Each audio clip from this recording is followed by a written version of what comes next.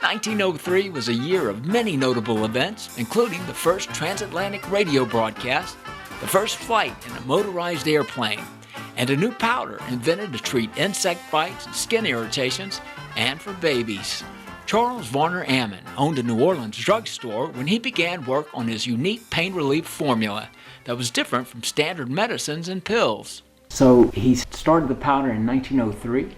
Yes, and I think since he was having a baby, he kind of really wanted to perfect it for his new baby, which was my grandfather.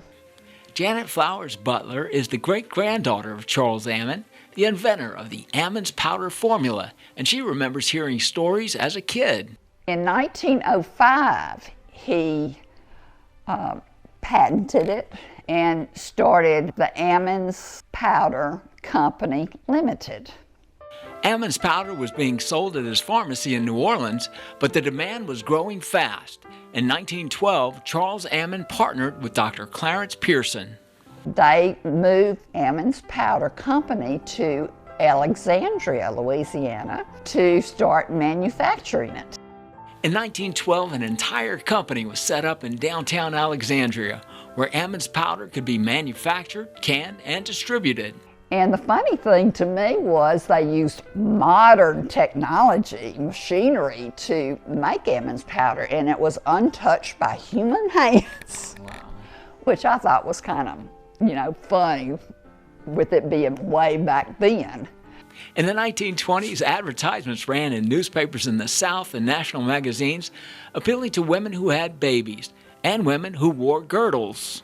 Way back when, people did not have air conditioning like we do, and so they had a really hard time with these rashes that they had, and Ammons powder really came in for them. At the start of World War II, Ammons powder was given to U.S. military for soldiers around the world.